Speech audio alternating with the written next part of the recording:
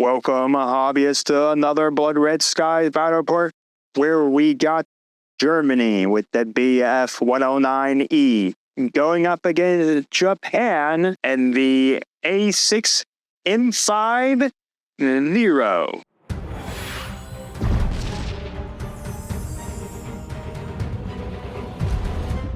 Well, hobbyists, here we are once again with another Blood Red Skies battle report. Like I said, I'm playing Germany. Today is a 500-point battle report with transport hunt. So we're on a 6x4 map from Even War. We played this game once before. It didn't go so well, and I'm pretty sure we didn't do everything right last time we were playing, and it was in Season 1. So anyways, like I said, I'm running Germany. So I got the BF-109E series here. Of course, this is like freshly painted, so these fighters have not seen any combat yet. I'm probably going to have the freshly painted model syndrome where they do horrible. Anyways, I got 2 great climb, 2 great dive. I am running 3 aces and a veteran, so I got slippery, tail snapper, and mother hen.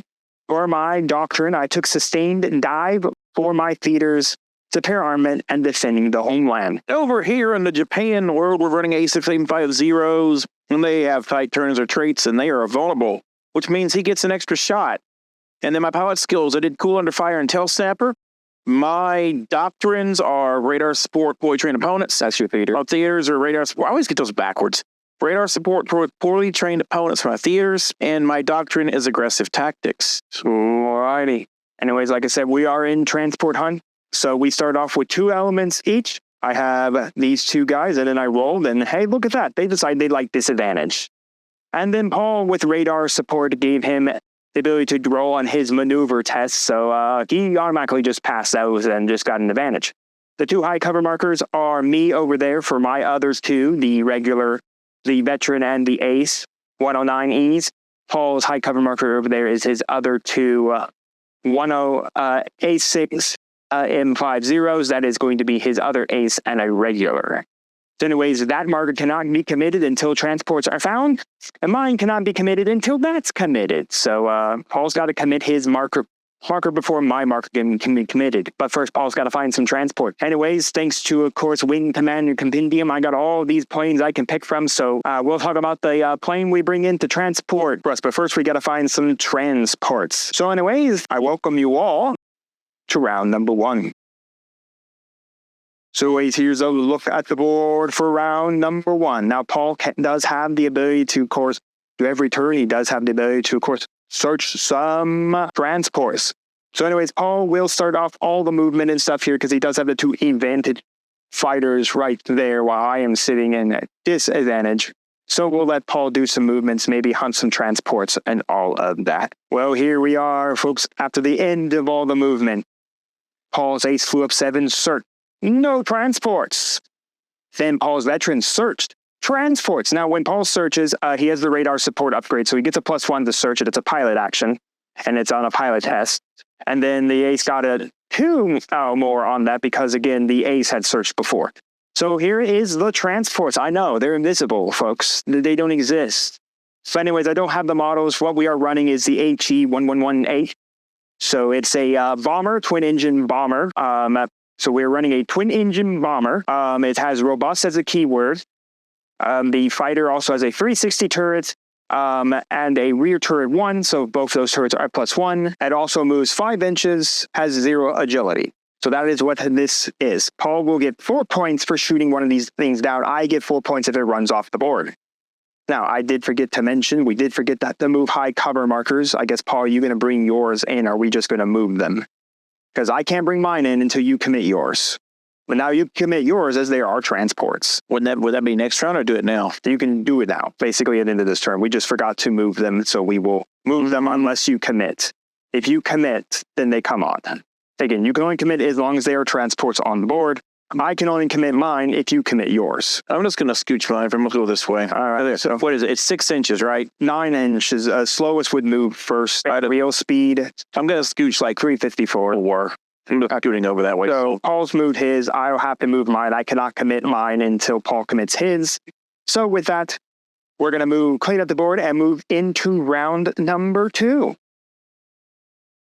Here we are looking at round 2. Once again, the high cover markers have moved. The Zeros and the 109Es are sitting here, and the HE111Hs are running for their lives, carrying precious German supplies. How, Paul, how can you do this? We are allies in this war against America and Britain and the Soviet Union. Ah, you traitors. Traitors!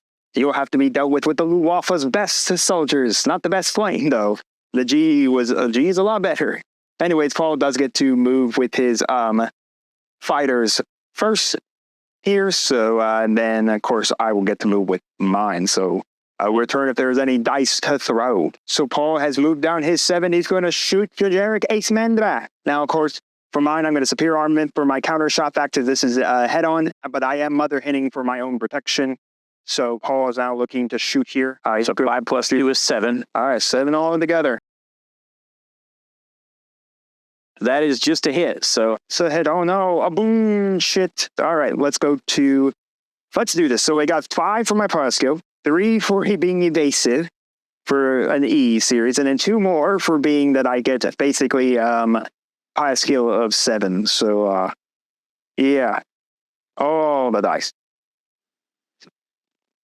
And we got 6 right there. You needed it, apparently. No, 6, by the way, folks. So that was 5, then 2 more. So that put me to 7 plus 3. That was 10 dice, and I only got 1 success out of 10. All right, let's now shoot back. So now I've got 5 for the pilot skill, for being a pilot skill 5. I only get 1 for my guns. I'm not very good at guns, apparently. I got 1 more for superior armament, and I get 1 more for vulnerability. Is a vulnerable fighter. Looking for 6s. You got a hit. 6 in there, so that's a boom shit. Yep. All right, now Paul needs to dodge. And so I've got 5. You want to try to cool under fire it. Yeah, I'm going to cool under fire. So he's going to cool under fire. So if he dodges, he does not take the boom. So pilot test is 5 plus 3 is 8. Pilot test is to keep the card. Well, no, pilot test. Or to use, that's right. So first, you're going to roll your dodge. I get to use it, so away goes boom shit. No boom shit. So that's now pretty much it. So now Paul and I are going to roll for our cards here. My mother hand superior armament, his cool under fire, and then Paul will move his veteran. All right, folks. So we're back at it again. The veteran has come down to face the other generic ace man. He's also going to superior armaments because I kept the card, and he will mother hen thanks to the ace behind him. You see, they're both together, mother hitting each other. Anyways, Paul also lost cool under fire, so yeah, that doesn't work anymore. So with that said, it's time for Paul to shoot away. He's got 4 plus 2, so 6 all together. Yes, 4, 2 is 6. And I got another hit. Okay. Okay, so now I got again dodge of 5 plus 2 more for my mother hen. Sustain 3 for, of course, the use of the fact I have agility. That is basically 10 again. You got nothing. I got nothing. Yes, take a dip, sir. You like it? No, it's the guy in the front. I'll go to the front. Okay, yeah, the guy in the front. All right. Now I get to shoot back. 5 plus 1 for the shot, plus 1 for your armaments, plus 1 for the power of being weak. And I will land a hit there. This time that will actually stick. And then Paul needs to take the dodge, which is 4 plus 3. All right. 7 all together. Nothing. And I go to advantage. You go to neutral there. Or neutral, yeah, not advantage. Sorry. Well, I will now pilot test my 2 cards, and I will move on to my 2 guys. So after my movement, I flew up 7 for both my fighters, both climbed them, turned them, so I could protect them from getting, personally, flanked in the back. The HEs have slowly moved, chugged their 5 whole inches off that way, and the high cover markers are in the battlefield now. Here they are. Anyways, we're now going to move on to the next round of round number 3 as soon as we clean up the board.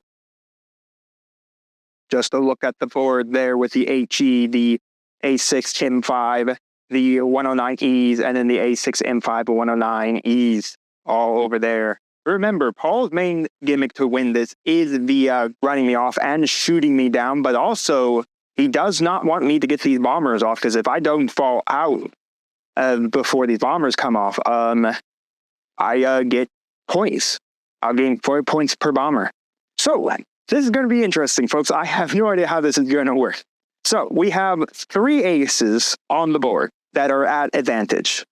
We have 4 aces on the board at advantage. 2 109Es, 2 A6M5s. So here's the problem. We would then check real speed.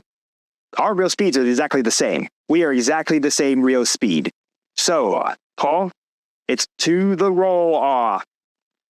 Highest roller has to go with their fighter, gets to move with their fighter in first. Or 3. Paul's aces will get to win here. So all Paul's aces get to move first, and then all my aces will move.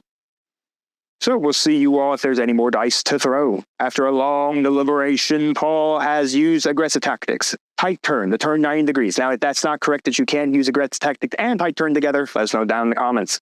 But as far as we're concerned with open play, you can use them both. But anyways, you can come on down, and then he's going to shoot me in the back. I'm going to return with my 2 turrets, or my 360 turret, my rear turret. All right, Paul's got a Total of 7 dice. 7 dice. 5 plus 2. Throw it on the back of me. The HE pilot isn't too happy. Where's his German guard? No, just got a shot. No crit. Doesn't, that is a... I don't dodge at these. Right, I cannot dodge with bomber fights. Whoa. For that Your thing out there. All right, well, there you go. There's sting back. All right, I remembered I cannot dodge when bombers are at disadvantage. Multi-engine planes are at disadvantage, so I automatically lost an engine. But before that engine goes up into high smoke, dodging power... What's a vulnerability? Again, could you read that to me? While being shot at. Increase the firepower of a shooting attack by 1 before the dice roll. All right. Well, this is a firepower, so the turrets will buff themselves up by... Yeah, because I have rear turret and then my 360, which can combine together. Then the rear turret would get a +1 firepower. The 360 turret would get a +1 firepower because of vulnerability. Vulnerable. If that's not correct, once again, let us know down in the comments. But that's how I'm reading the card, so that's how I interpret it. The gunner failed because he got shot up. They're dead.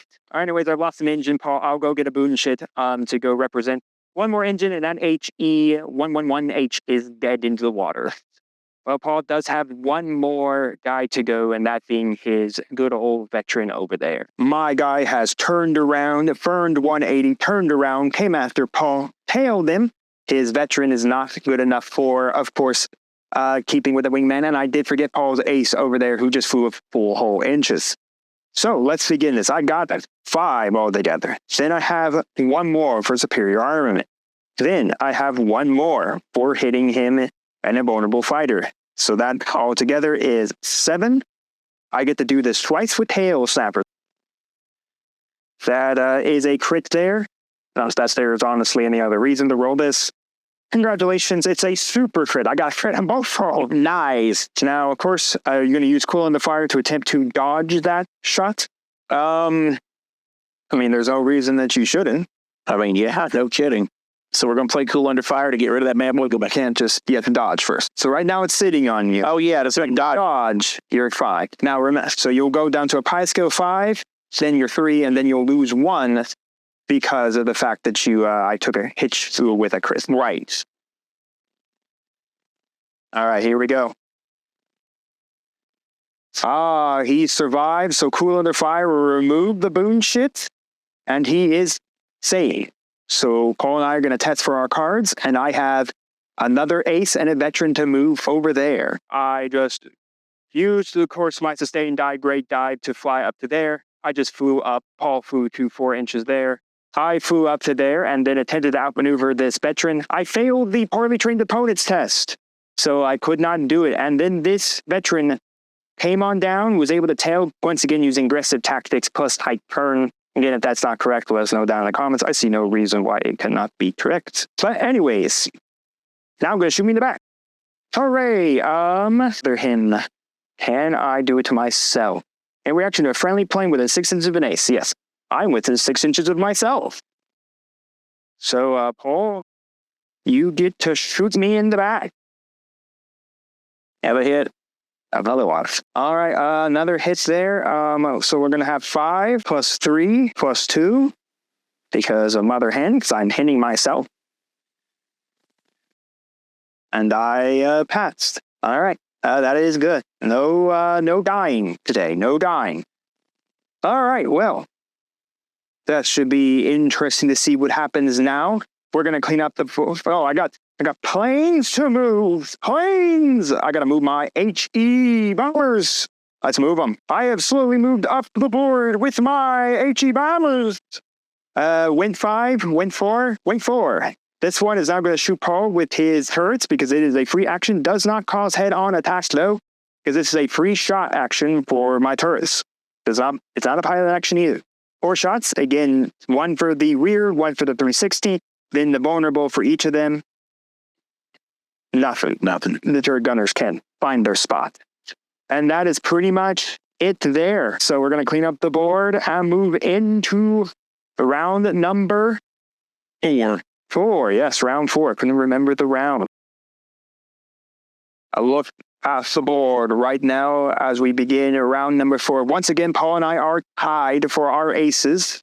So Paul, once again, that roll off highest gets their aces to go first. Beat it 2-1. I had to. All right. Dragon ice hot to beat. Sure. Oh, I got the one. Oh, you got it. All right. Well, my ace will go first here. All right. So some post movement. I have flown my ace using sustained dive and great dive to fly up there, disadvantaging that veteran there. Paul tried to poorly trained opponent me. Didn't get to keep the card, nor did it trigger.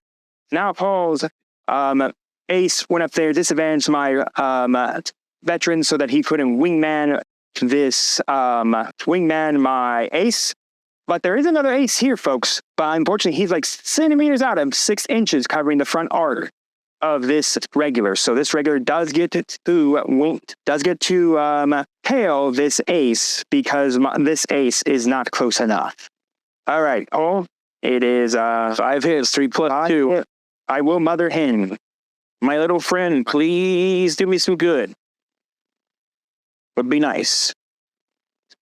Nothing. What a waste of time. Oh, well, I will have to. It was a good try anyway. For Mother Hen. All right, well, now we go to the neutrals, and I have a 4 and a 5 to go. My ace has decided to fly up 4 inches, outmaneuver the regular. My veteran flew up 7 inches, turn, and is now going to shoot a glancing shot into this good old regular. So I'm going to get 4 plus 1 more. I am going to superior armaments him, just to show you all. So I got 4 plus 1 plus 1, so 6 altogether. No, 7 altogether because of vulnerable.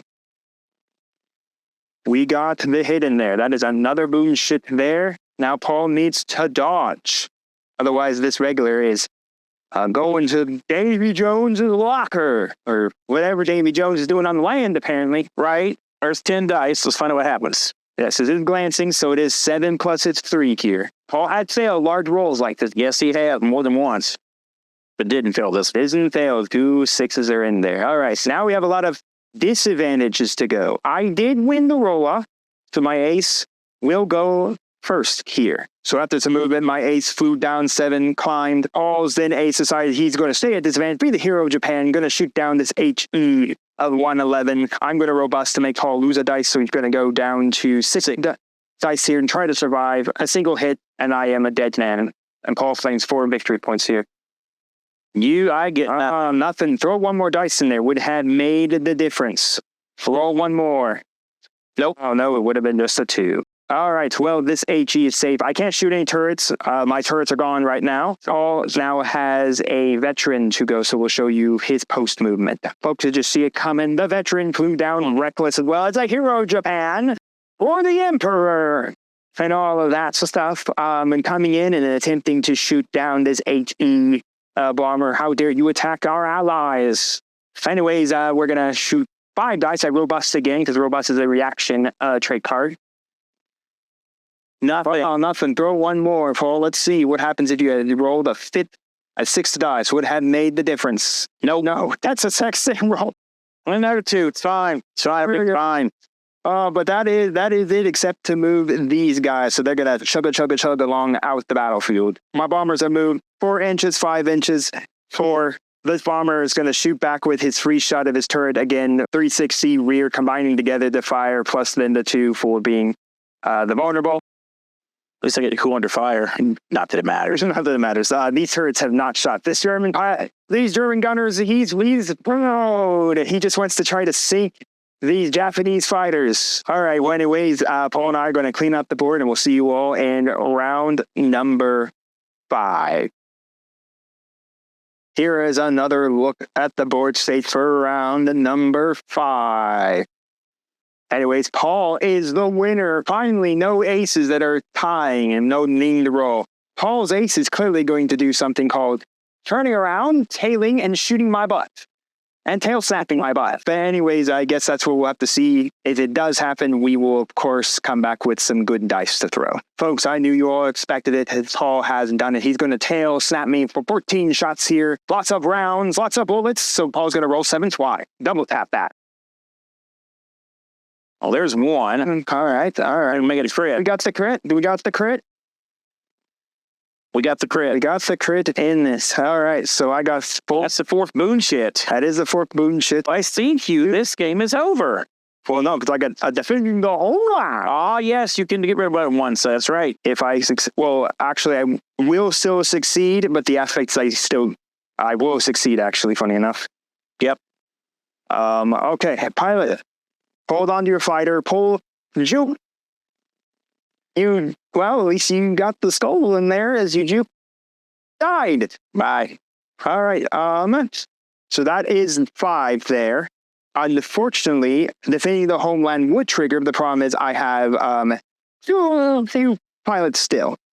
So I could defend, we're going to defend the homeland. Defend the homeland. Let's go ahead. All right, actually, one of your squadrons having more boon chits than planes. I have more boon chits, clearly, than plane.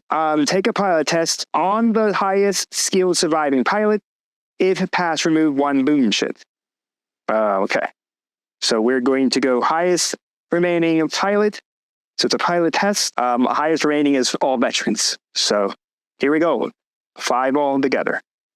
We defended the homeland! Yay!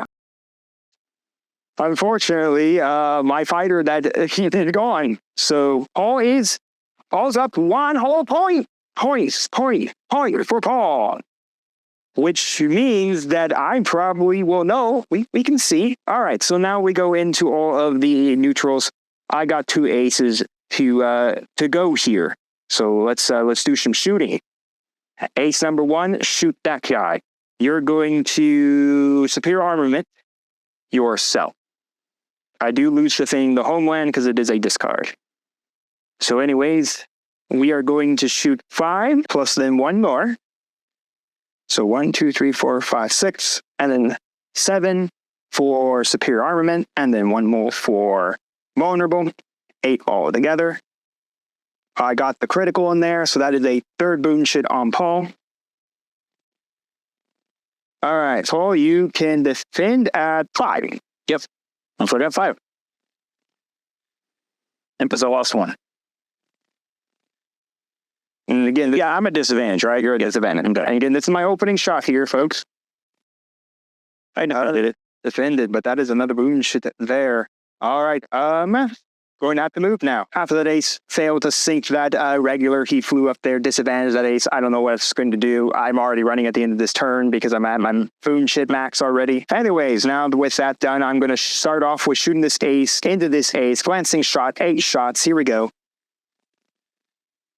I did get the hit in there, Paul. That is a boon shit. Do you wish to trigger cool under fire? Of course. All right, so Paul is going to be dodging at 10. If he dodges it, he doesn't take the boon shit.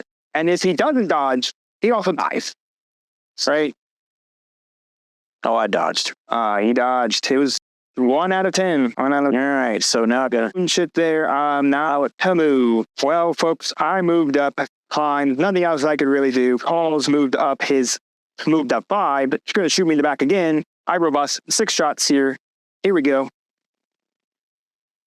Can Paul do it? Can he claim 4 points for himself here? He can. That is it. Paul claims 4-point.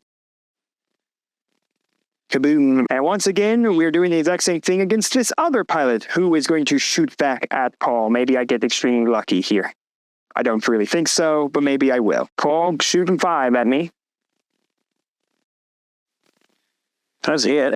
I hit. I lost my engine. All right, before I burn out, do I hit you? Come on, German machine gunner. Oh my goodness, he just hit you right in the face before he goes down. Now do you die? Let's find out. I mean, you still win on points, but at least I will win on the value of the fact that we will both run at the end of this. Right. And I'll play cool under fire, though, because I still have it. No, I don't. I can do that. That's right. I can do that. It's a vet. That's right. All right, so you get 4 plus 2. Plus 2, that's right. Yep, because one goes away. Was that crit? Now, I just need to avoid this. I just need to not crash. Didn't get it. Morally, at least I hit with the gun. Boom, boom, boom, boom, boom. And I guess I'll move them. I'll move the last 2 things. Well, folks, Paul just moved this last guy up there. All he's going to do is going to go up there and climb. There's nothing else. I checked it. I can't get any points with these guys. This one moves at 4. This one moves at 5. They're still a little far off the board edge. 2 flying home for victory. Paul will win with 4? No, 5. Who's 0? I nearly got them all. Very close. Thank God for cool under fire. That's all I got to say. Yes. But anyways, let's discuss this game in a post-game. Another loss for me, Paul. Oh, well, it was a lot of fun. I think that cool under fire tree really... Oh, yeah. I would have totally been destroyed otherwise. Like, and bringing the transporters in made it different. I don't know how. I mean, it's like, because I was thinking, did I want to bring them in, or did I want to like keep just trying to plink off and not bring them in? But it'd have been 2-on-2, but that wouldn't be any fun. So I mean, the whole gimmick of what we played Transport Hunt from this book. I thank Wing Commander for having planes in here that we could actually use for transports. Honestly, without it, I don't think we could even do this scenario. We couldn't do it for anyone, really, because it's twin engine, and we could do it for Russia, I guess, with their twin engine bomber. I think it moves at a good pace. Honestly, we tried this now twice with a 6x4 table. I wonder if it would be a good idea to try this again with these smaller scale boards, like a 4. I wouldn't say a 4x3, that'd be way too small. Maybe like a Warhammer 40k size 60-inch by 44-inch board. Honestly, I think the 6x4 really is necessary because of it does mean that because you have to be 9 inches away from the board edge when bringing them in and 12 inches away from the fighter that brought them in.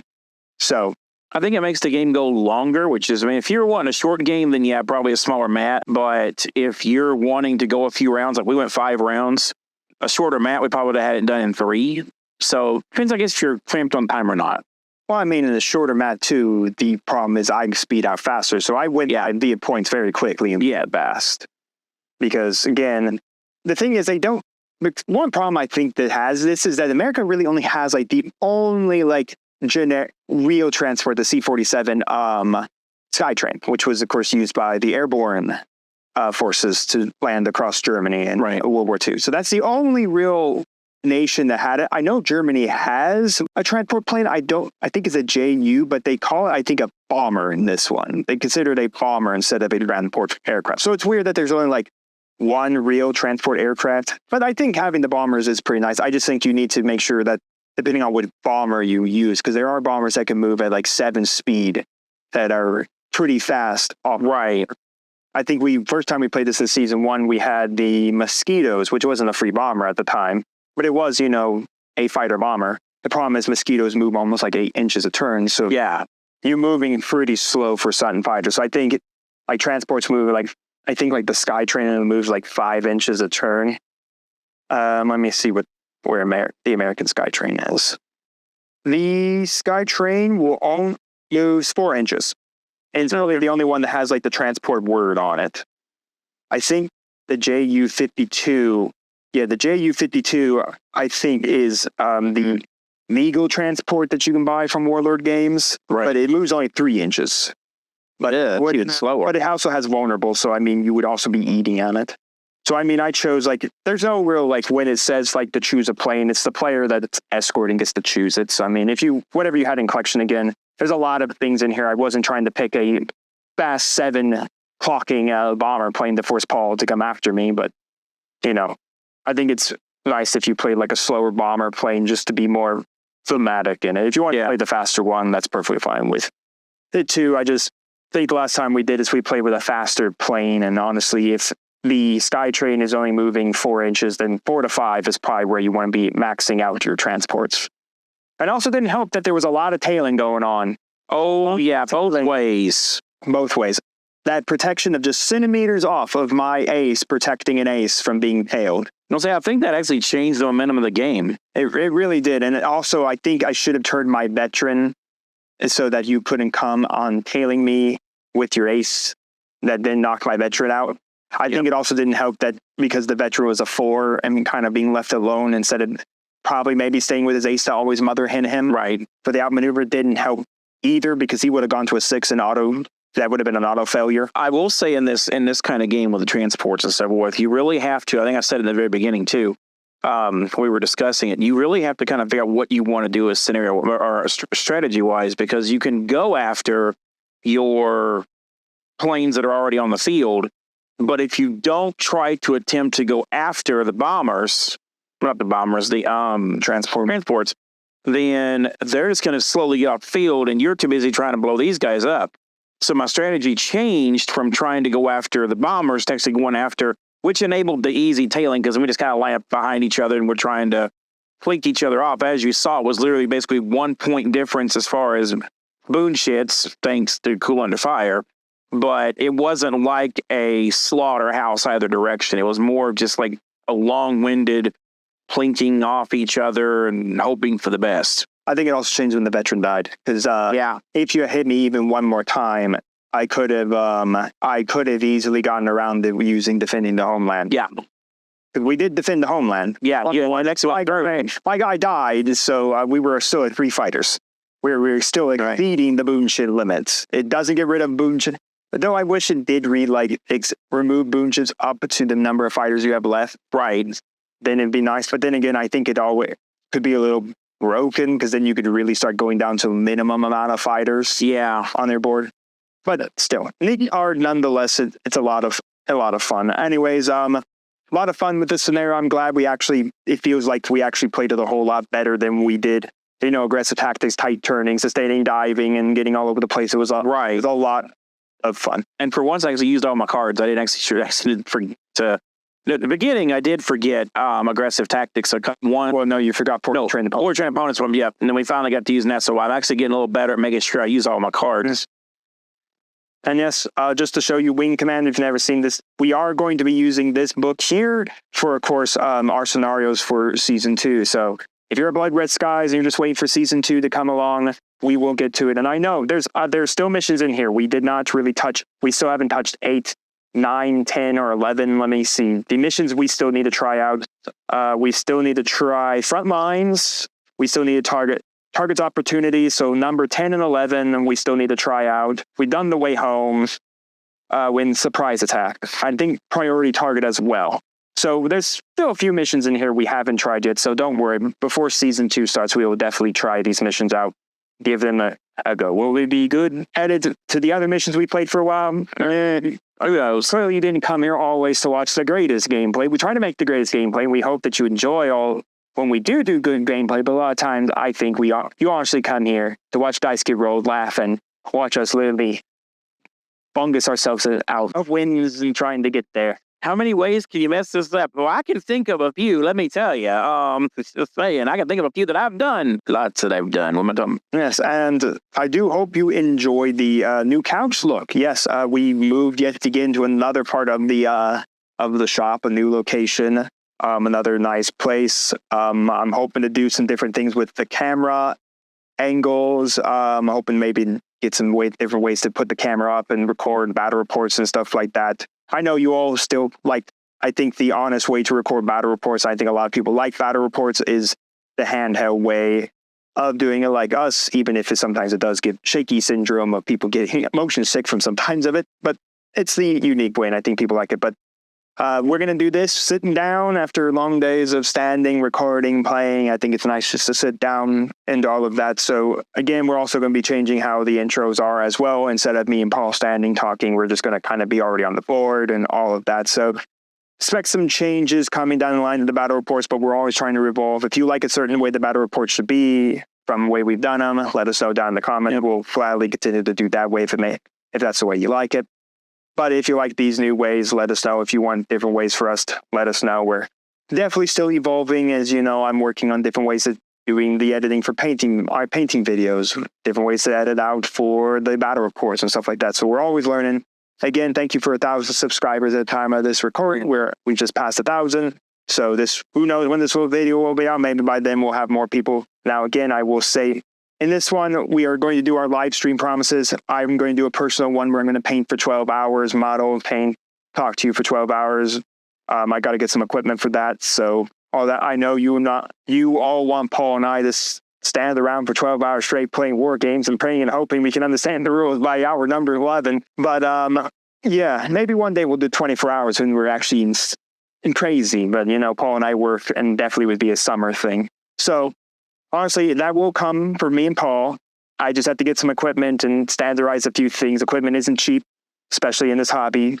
Equipment is not cheap to get our hands on, so we need to get some equipment so that we could do the live stream and stuff like that. So it's coming. I would say probably expect late 2024, if not in 2025. But we will do it for you.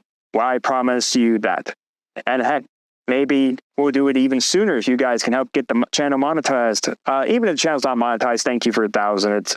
It's greatly appreciated to know you guys are enjoying the channel and all of that and everything. So again, and with that, again, if you liked the video, make sure to subscribe to the channel, ring the bell, and click the like button. I know that I did that completely backwards, but here you go the normal way. Like, subscribe, ring the bell, and we'll see you next time on Mama Dragons.